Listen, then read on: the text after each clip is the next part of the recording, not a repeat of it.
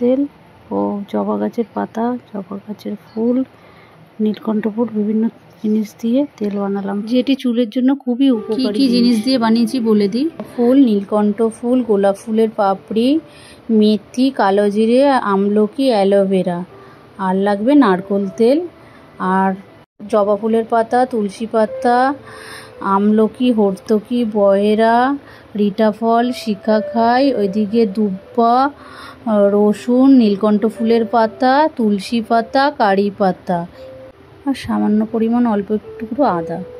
এখানে আমি 100 পরিমাণের যে নারকেল তেলের ডিব্বাগুলো আছে ওগুলো দিয়েই বানিয়েছি।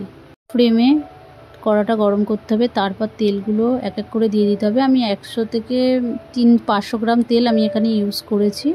সব 100-র মাপেরই কৌটো আমি নিয়ে এসেছি। তেলটা যখন হালকা গরম হয়ে একটু ফুটে যাবে তখন এর মধ্যে একে একে সব উপকরণগুলো দিয়ে দিতে হবে। প্রথমে আমি জবা ফুল দিয়েছি, তারপর নীলকণ্ঠ ফুল, তারপর দিয়েছি গোলাপ ফুলের পাপড়ি। ফুলের পাপড়িটা দেয়া একটু স্মেলের জন্য। দিলাম আমলকি, বয়রা দিয়েছি, হর্তকি, রিটা ফল, শিকাখাই, যতগুলো উপকরণ আমি এখানে দেখছেন সবকটা উপাদানই এক এক করে তেলের মধ্যে দিয়ে দিলাম। এরপর দিয়েছি কণ্ঠ ফুলের পাতা, দিয়েছি কারি পাতা, দিয়েছি তারপর দিয়েছি জবা ফুলের পাতা, তারপর দিয়েছি দুব্বো, তারপর দিয়েছি রসুন, তারপর দিলাম মেথি, তারপরে দিয়েছি আমলকি, এরপর দিয়েছি অ্যালোভেরা গাছের ডাল। অ্যালোভেরা কেটে ভেতরে শাঁসটা দিলেও হয়। আমি তারপর দিলাম কালো জিরে, আদাটা পেস্ট করে নিয়েছিলাম, আদাটা দিয়ে দিলাম তেলের মধ্যে।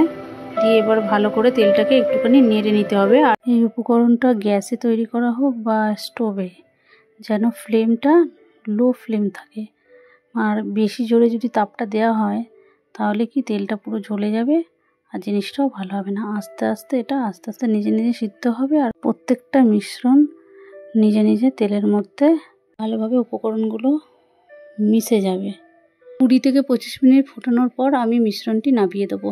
20 থেকে 25 মিনিট হয়ে গেছে, আমি নামিয়ে নিয়েছি। মিশ্রণটি ঠান্ডা হয়ে যাওয়ার পর এই যে আমি তেলটি একটি ছাঁকনির দ্বারা ছেঁকে একটি ডিবার মধ্যে ভরেও নিয়েছি। সুতির কাপড়েও মিশ্রণটি ছেঁকে নেওয়া যায়। আমি ছাঁকনি দিয়ে ছেঁকে এই যে তেলটা বার করে নিয়েছি।